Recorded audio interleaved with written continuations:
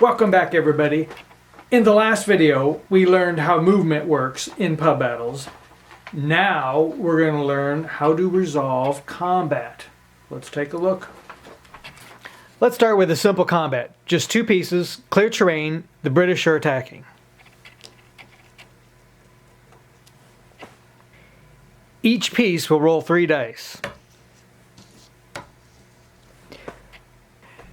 They hit on 4, 5, or 6. The Colonials score 1 hit.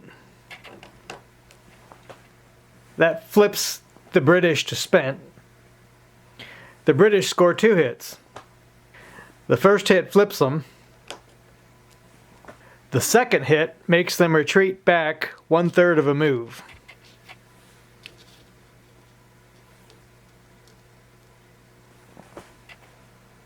If they had scored 3 hits, the third hit would have destroyed them. Here's a tip. Don't put anything behind your combat line. If this guy was here,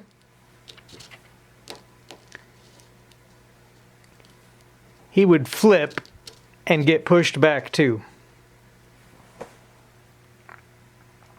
Now the British will attack the Colonials up on the hill.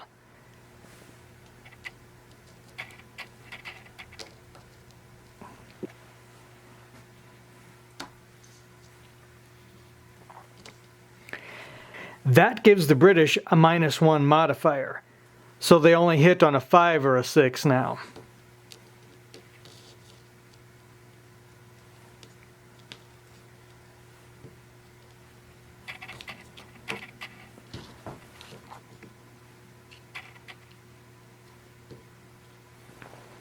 This supporting piece has an option.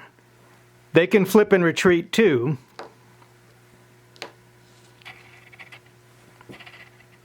or they can advance and continue the fight.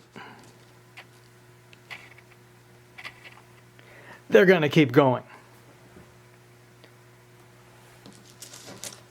Since we're still in contact, we're going to fight another round. But first, both sides have the chance to voluntarily retreat. The defender goes first. Now, a common mistake for new players is to fight every round possible. You don't have to. If the Colonials stay here, they're going to be up against a fresh British piece. This is a huge risk. The next hit will force them to retreat. A second hit will destroy them. If you have room to fall back, it's best to retreat now and not take that risk. But if you're defending your baggage train,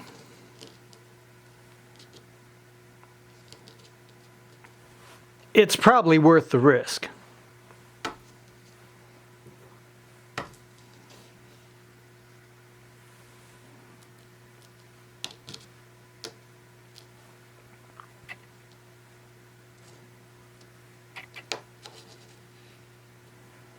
Here the British were driven back. The Colonials retreated too, but they survived. But the baggage train is still in danger. Here the French attack the British left with support.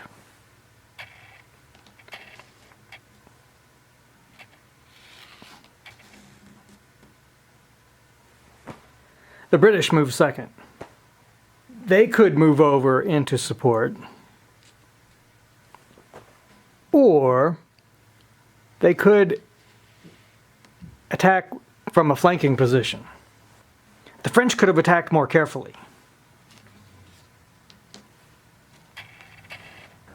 Holding this piece back to cover their flank. The British could have responded by either attacking this French piece or supporting their defense. Let's go back and resolve this combat from the flanked position.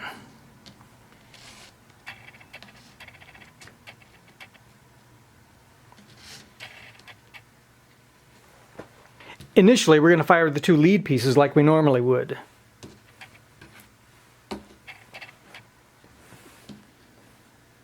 They each score 1 hit.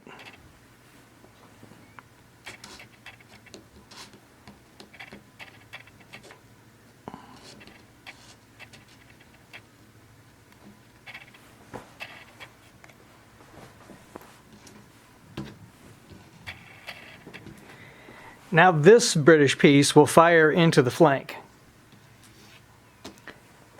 He gets a +1 for flanking fire, so that means he scores 2 hits. 2 hits destroys Jerome. Now the supporting French piece can advance and continue the attack. Instead, they decide to voluntarily retreat at the end of the round.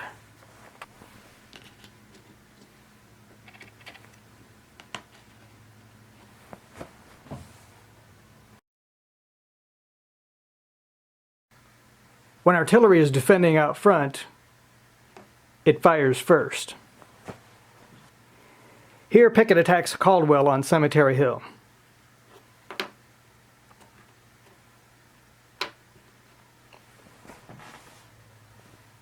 The artillery fires first.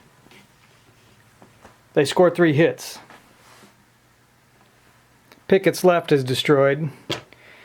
Pickett's right decides to advance and return fire.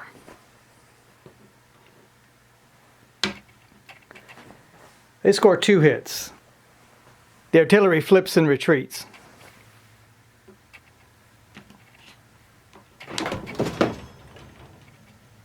That was the cat. Caldwell advances and stays for a second round. This round they both fire at the same time. Caldwell flips and retreats.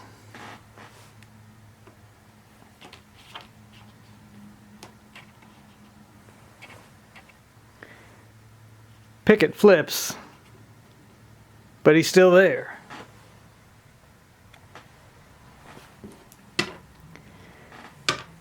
Now whoever moves first on this next turn is going to be critical. If the Feds move first, they could counterattack with some reinforcements. If the Confederates move first,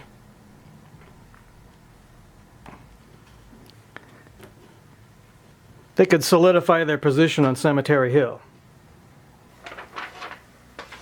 Well, that's it.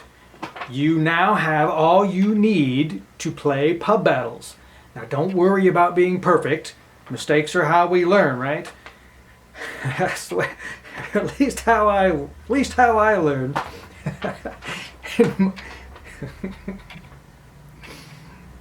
But most importantly, have fun. I'm Marshall Barrington.